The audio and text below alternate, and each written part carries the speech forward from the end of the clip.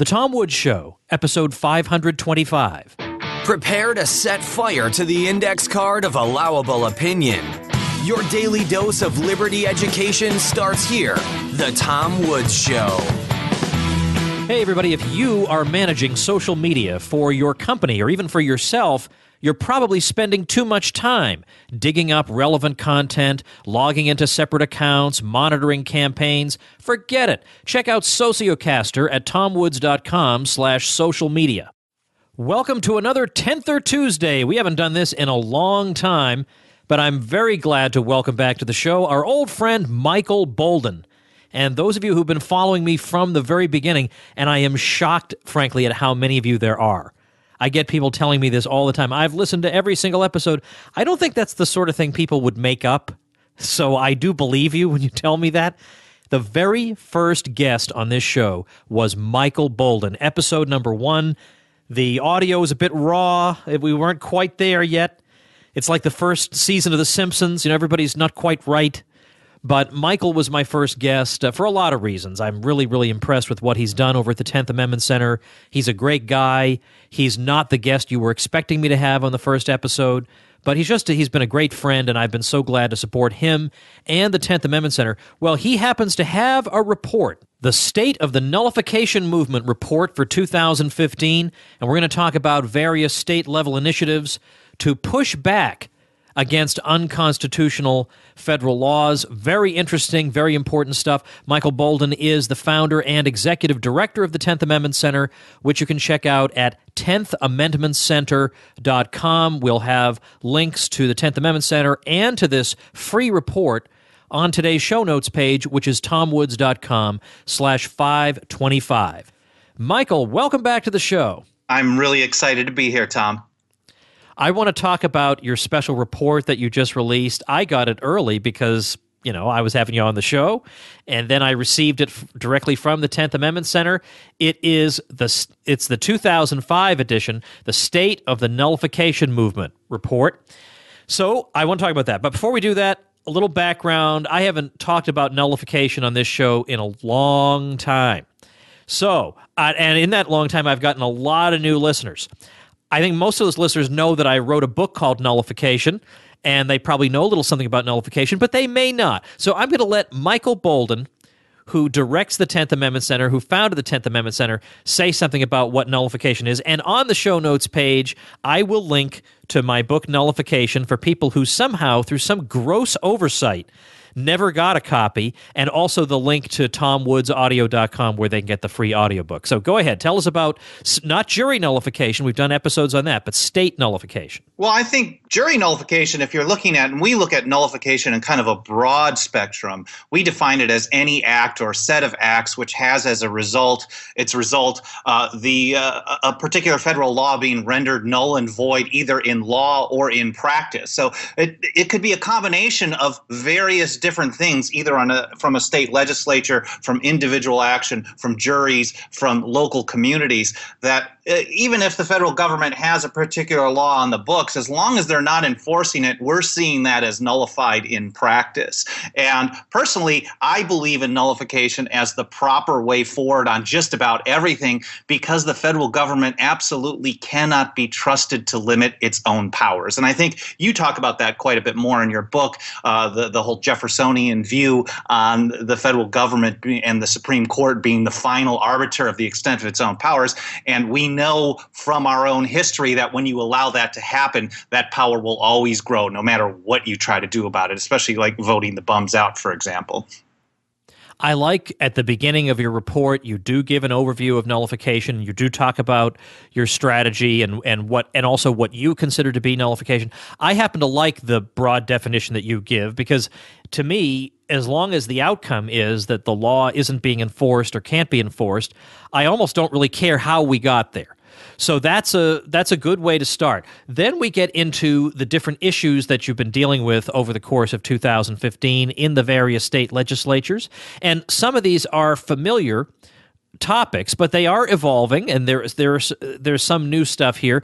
Where do you want to start? Of course, the obvious stuff would be marijuana, but I almost feel like people are kind of sick of hearing about marijuana at this point. I'll tell you, though, to me, that's fascinating because when we first started doing this, the first thing we used to hear from people is, oh, that doesn't count. That doesn't count as nullification because it didn't fit into the kind of the old school South Carolina Calhounian version of nullification that the state was going to go out and block the federal government from doing something. But it really is a great example of how things are different today than they were back then. Back in the 18th century, the 19th century, the federal government was far smaller than it was today. So in order to nullify something, you really had to take a very aggressive stance to stop it. Today, the federal government, anything they do, and in fact, the National Governors Association said a couple of years ago that the federal government relies on the states to implement, quote, most federal programs. So just in a strategic kind of a chessboard type of approach, we recognize that the federal government doesn't do anything without a partnership from the states. So when a state legalizes something that the federal government prohibits and it encourages people to start doing this in the marketplace, there's very little that the federal government can do about it. And in fact, we've done some research, and to us, it would take about 40% of the federal government's budget to shut down one city like Los Angeles alone on marijuana. So as long as states continue doing this, they can have all the laws they want in Congress, but they're not going to really be able to do anything about it in the long run. And this should be applied on various other issues as well. It's funny that I said that people are sick of hearing about marijuana. I think the reason is that it's become old hat because everybody knows that the states are changing, policies and that opinion is changing. But that didn't just happen just spontaneously and automatically. It happened because people took action. People actually did things, and among those people were you. So I don't want to disparage that or minimize it in any way. Before we go on, though, I'm sorry, I should have asked this before. I want you to say something about the anti-commandeering doctrine because we see it really articulated in the Prince case, for a PRINTZ case of 1997, which was Sheriff Mack's case before the Supreme Court. And I'll link to the episode I did with Sheriff Mack at tomwoods.com/525. You can also read the report we're talking about, the State of the Nullification Movement, also at tomwoods.com/525. But can you take a minute just to talk about that? Because I think that's going to surprise a lot of people. Okay, so the concept that we're talking about, basically taking a hands-off approach, doing things, not participating in federal prohibition of various things, whether it's gun control or plant control, whatever it may be, is based off of advice that was given by James Madison in the Federalist Papers number 46. He gave 4 steps that he recommended to use that would be very effective in stopping federal programs. Again, keep in mind, this was at a time when the federal government was going to be totally tiny compared to what it is now. And one of those things, the most prominent in my view, is he said specifically a refusal to cooperate with officers of the Union. A refusal to cooperate with officers of the Union is one of the 4 things that the so-called father of the Constitution said you should use to stop federal programs that you don't like, whether they're constitutional or not. So the federal government may do something and we think it's totally okay under the Constitution, but if we disagree with it from a policy standpoint, we're still supposed to use this. Now, generally, we don't look to the Supreme Court to say whether we can do something is right or wrong as our validation. But when you have validation from the Supreme Court, it's very effective, especially when you're going out to the general public, to state legislators, judiciary committee members who are often lawyers that are trained in just following whatever the court says. And that's what the anti-commandeering doctrine, it basically puts into practice in the Supreme Court doctrine what James Madison's advice was under Federalist 46. The Supreme Court for over 150 years, starting back in 1842 and then through 1997, the Prince case you mentioned, Tom, and then more recently, the 2012 Sebelius case, which is the Obamacare case, basically says that the states cannot be required to expend resources or use personnel to help enforce or effectuate federal programs. So even the Supreme Court has said for 150 straight years in 4 major cases, there might be another one that kind of ties in, but at least 4 major cases, that the states don't have to participate. So if a state says, hey, look, you may prohibit this plant or this gun, we're going to authorize it, or we're not going to participate in, we're not going to help you enforce it. And because the federal government relies on the states so much and local communities to help them enforce things, if you don't participate, it's a very effective way to bring down these programs. All right, let's shift to some specific issues here. Let's talk about surveillance, because you've got several different forms of surveillance that you're talking about here. You've got the drones, you've got stuff involving license plates, and then tracking cell phones and stuff like that. First of all, what are they using drones for within the United States anyway? Well, are they spying on people's houses? What are they looking for with these things, and what are you doing about it? Well, we'll just put it this way. I don't trust any of these people, especially in the government people with technology that can watch over us. And even though there isn't a drone outside my window today, there has been in the past, but I think it was just a filmmaker. Even though there isn't one out there today, I know that the Department of Homeland Security is funding millions of dollars of worth of these products, handing them out to local law enforcement agencies to use for surveillance. And they don't believe that they should be constricted by the use of a warrant before they spy on somebody.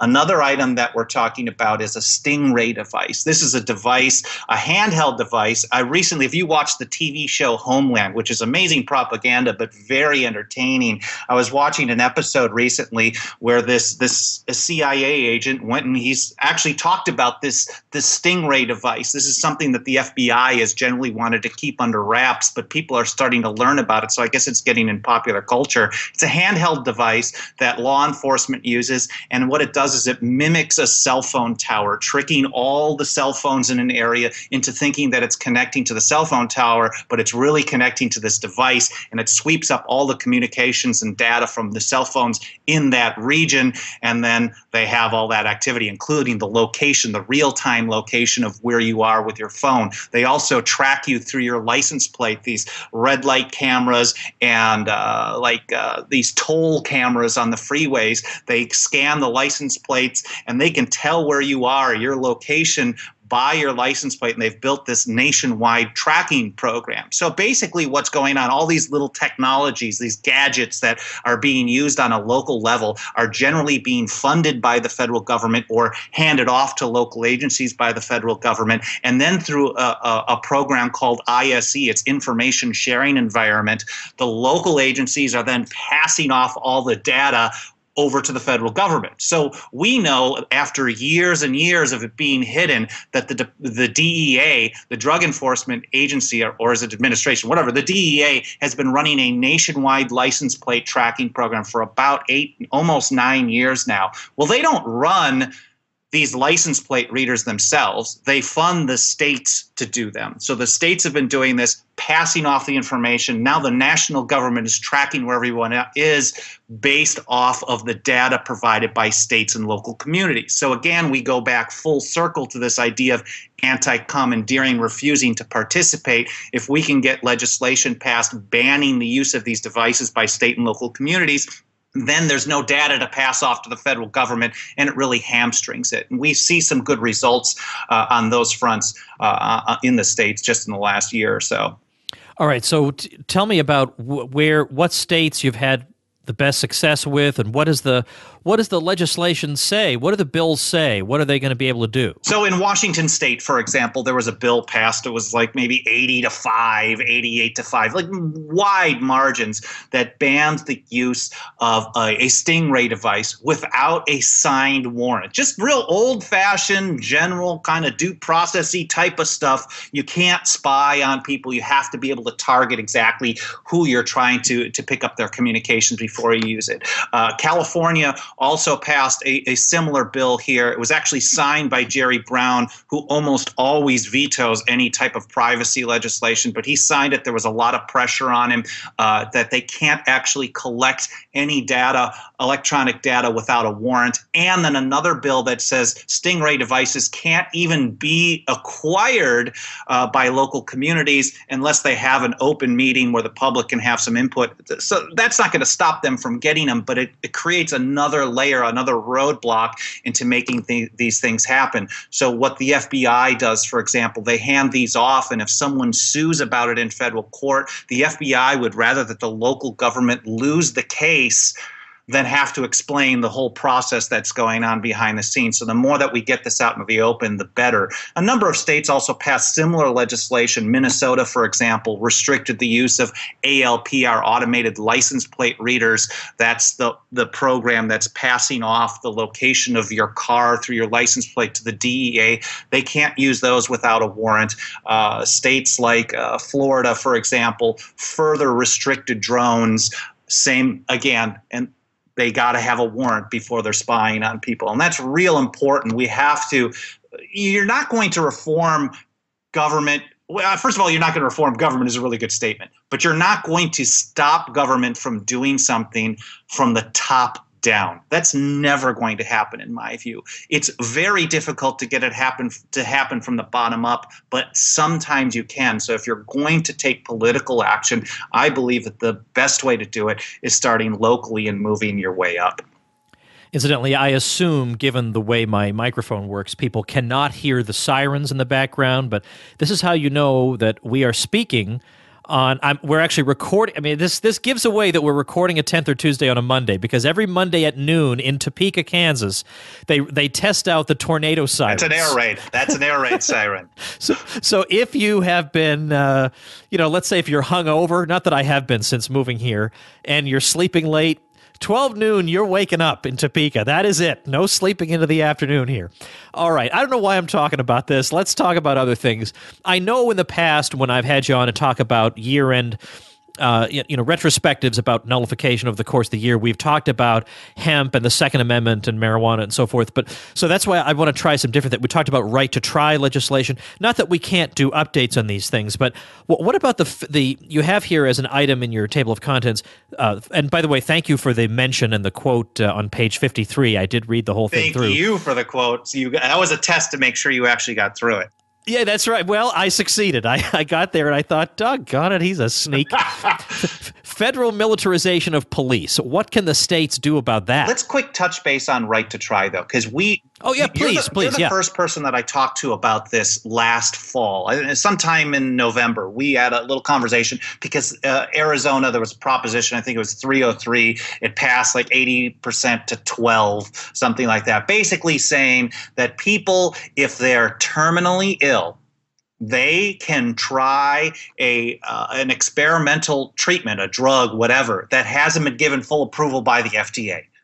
Again, this is the same concept that you authorize something on a state or local level that the federal government prohibits. So this is doing an end run around the FDA approval process, saying, you know what, if someone is dying, why would anyone say you're going to die in 3 months anyways? You're not allowed to give this a shot because it might kill you. Yeah, it's absurd. Exactly. I mean, this is why I love this issue, because everybody is going to agree with it.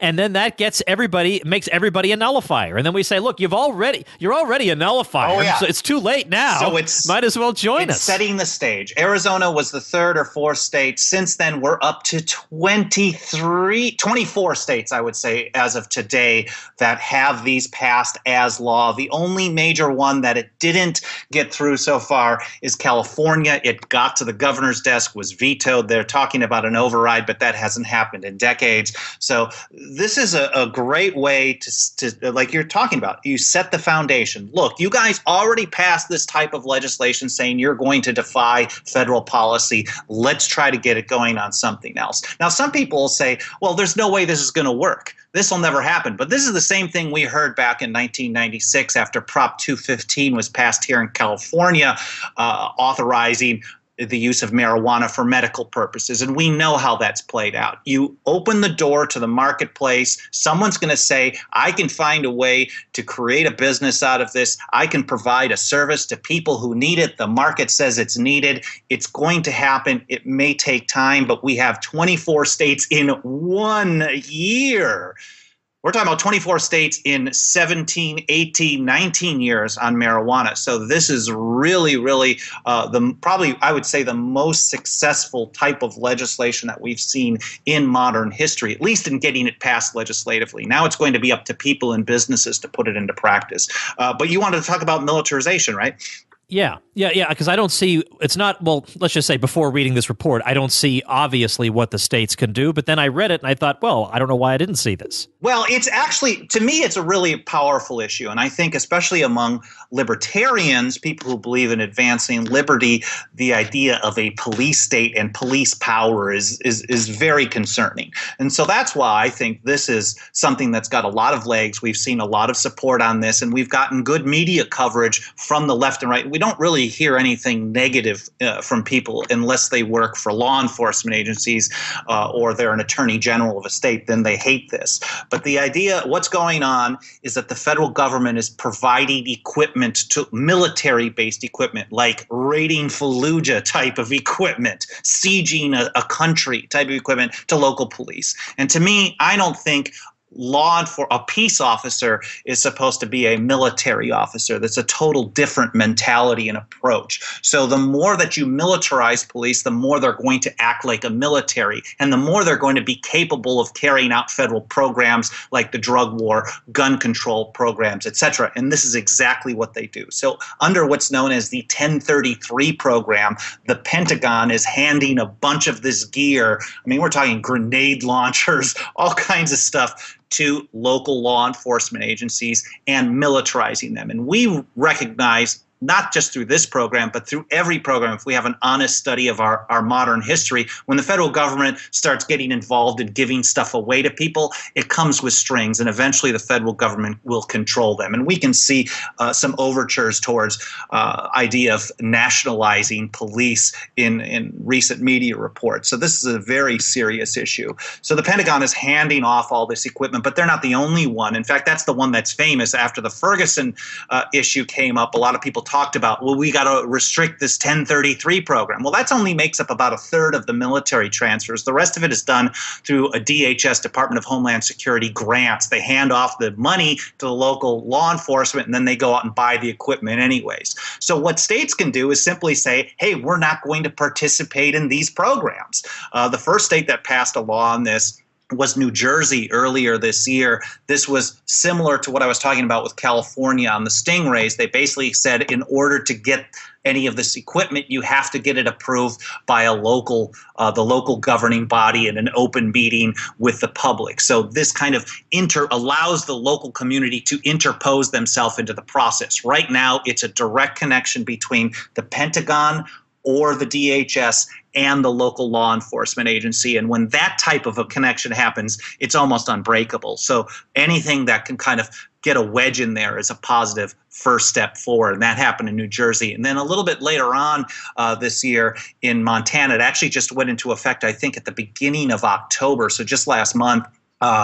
Another bill passed, House Bill 330, that actually bans local communities from acquiring specific equipment, whether it's from the Pentagon or the DHS. And they've really set the stage to kind of sever themselves from this federal control, this federal program of militarizing local police. A similar bill that kind of combined these two approaches. It banned some equipment and then also required local approval for all other equipment, passed the legislature here in California again by huge numbers, but was vetoed by Governor Brown. It's fascinating, just side note, there is no state in the country that passed more nullification or nullification type bills than California this year, and that is not unusual. What is the norm is that they tend to get vetoed by Governor Brown.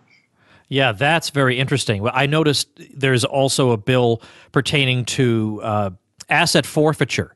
and the federal government's abuse of well, I think the whole thing is an abuse, of course. But what is tell us about that bill and how it can frustrate federal attempts to grab people's stuff. Well, okay, so there's a couple of different layers going on with asset forfeiture. This is just government theft of property. They basically come in, they are investigating a situation. They're going to take all your things because it might be associated with like a drug crime, for example. Here's another reason why the drug war is a serious problem.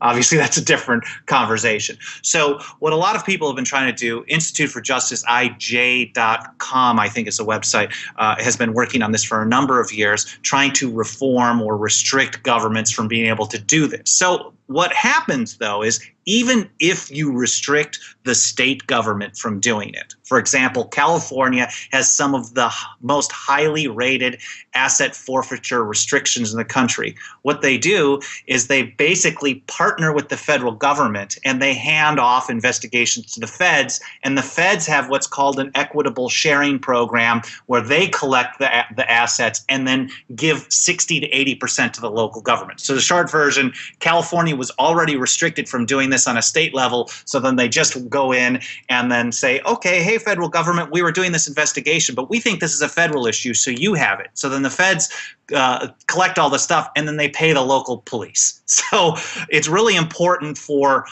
state legislation to be out there, what passed already in New Mexico, that closes this loophole. Another bill was passed by big numbers here in California that closed that loophole, saying they can't hand this stuff off to the federal government. Again, it was vetoed by Governor Jerry Brown, our good friend. Michael, let's take just a minute for this message. I know I have a lot of business owners and entrepreneurs and marketers among my listeners, and you and I share the same problem. We have to manage social media accounts, and it takes a lot of time to dig out relevant content, to monitor all your campaigns, to be monitoring all different social media platforms, to be answering messages on different pages.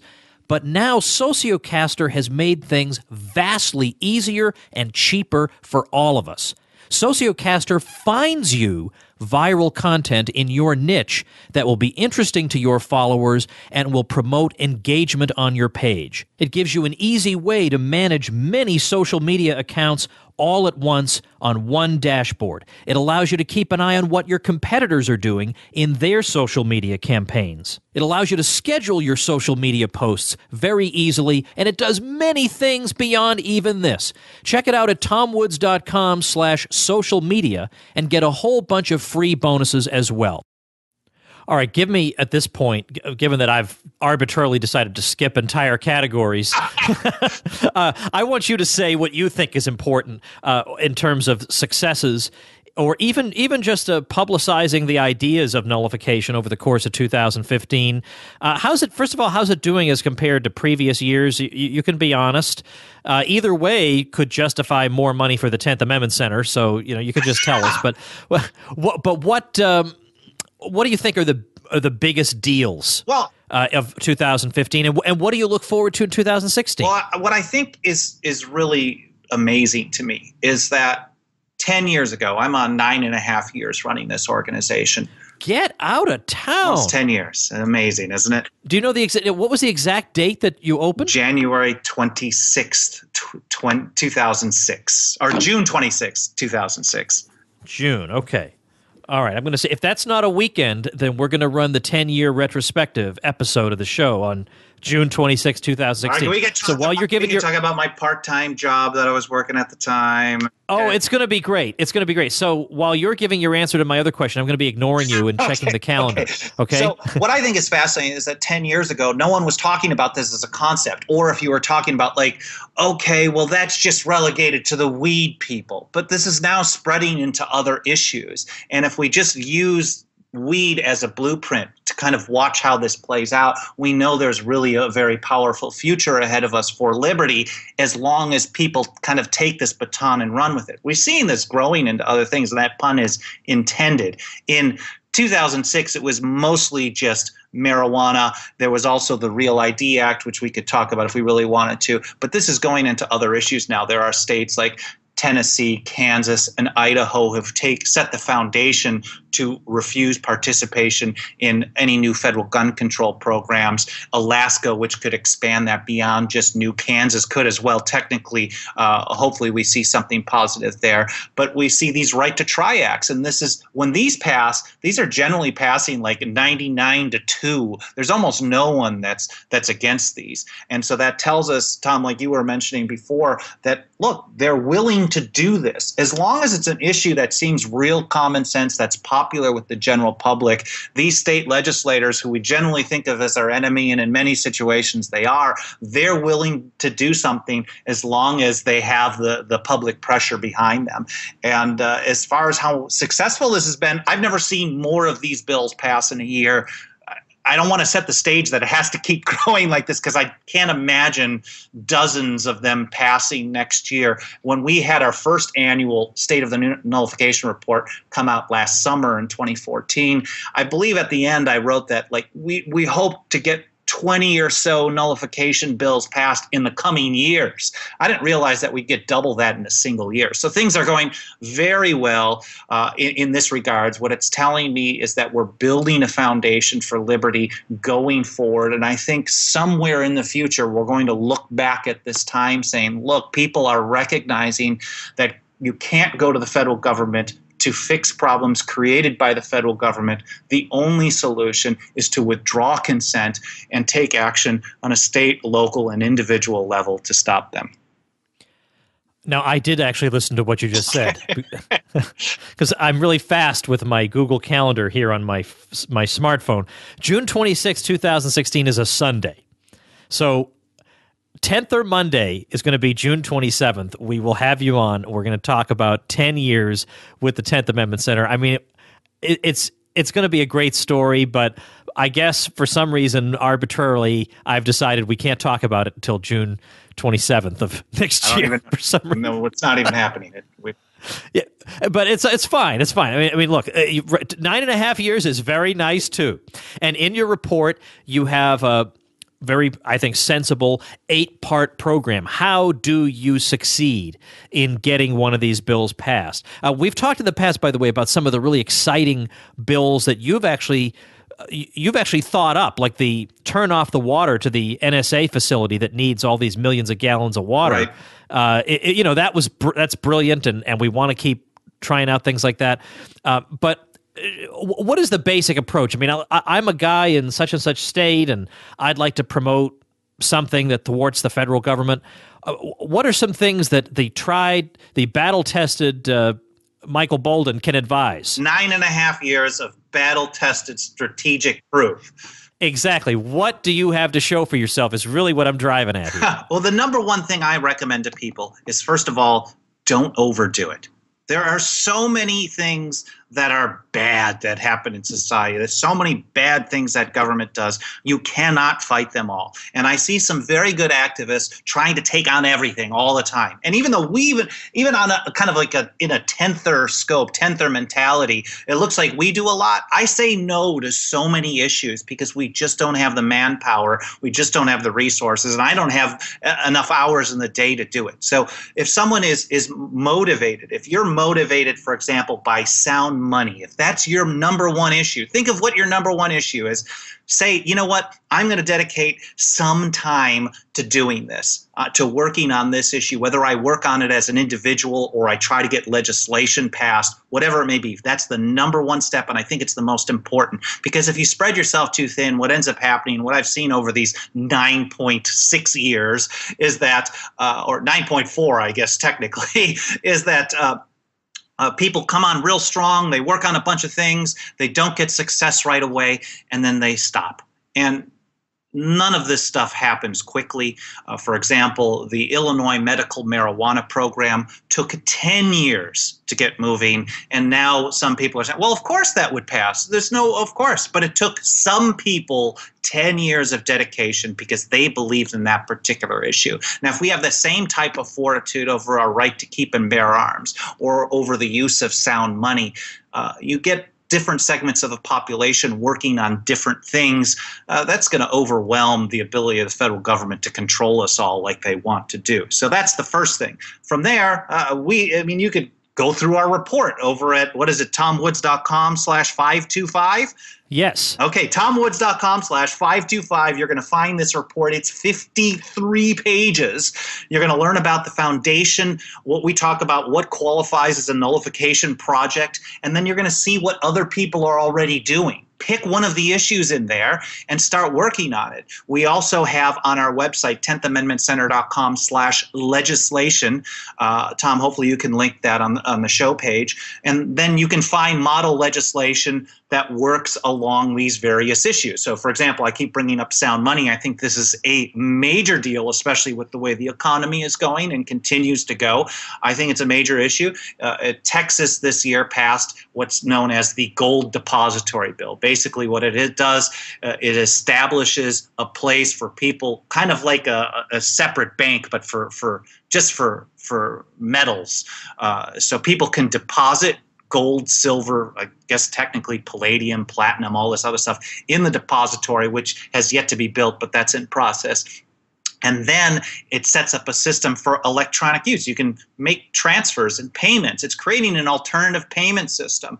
And so the idea, if a number of states do this, then people are going to learn. It's kind of that reverse Gresham's effect. People can learn about the use of other currencies instead of just fiat money. And so that's extremely important to me, for example. So if that was my only thing I was working on, I would then pick up the phone and call my state legislator. I don't care if I think they're horrible or not. And I would call them and I would be real nice and be like, hey, my name is so-and-so. I'm in your district and I want to talk to you about this bill. And if they ignored me, I would call them again and I would call them again and I would call them again until they got fed up hearing from me. And you know what? Sometimes doing that will get them to introduce a bill or talk to you about it or tell you someone, hey, they may tell you, look, I'm opposed to this concept, but okay, great. Well, which one of your colleagues might be in favor of it? I am your constituent. At least give me that information. And then you can call that person instead. So do that. Or if you've got a backup one, say, well, what can we find that we agree on? Are you in favor of hemp farming, for example? You might find someone who opposes you on one issue to work with you on a different one. Pick a backup issue that maybe they'll get a bill introduced. And then you can, if you're over at 10thamendmentcenter.com/legislation, you can download the PDF of that bill and send it over to them and get the process going. But it takes a lot of this kind of personalized conversational work on a one-on-one basis. Now, I told people before that I send the 10th Amendment Center a reasonably substantial donation every month, and I have a very, very low tolerance for shysters or for people who, whatever. I mean, who spend money badly or who have nothing to show for themselves. But, I mean, if there were any justice in the world, the 10th Amendment Center would have the $80 million annual budget, and the Heritage Foundation would have your existing budget. Because you guys produce as if you have an $80 million budget. So imagine what would happen if you had even a fraction of that. So I hope people will consider supporting the 10th Amendment Center.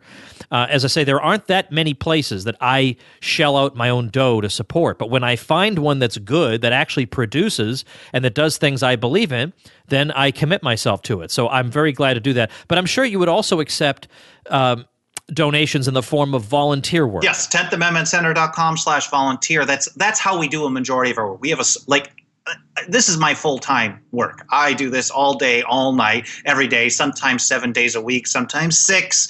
I'm actually, just back from a trip for my anniversary this last week, so I got a couple of days off, but that's rare. We have a couple of part-time people that work for us. Officially, they're on board, part of the team, but a lot of the work is people who volunteer their time because there's no way to do all this stuff. I mean, we're tracking multiple issues in 50 states just to be able to figure out what's going on from time to time, reporting on it, blogging on it.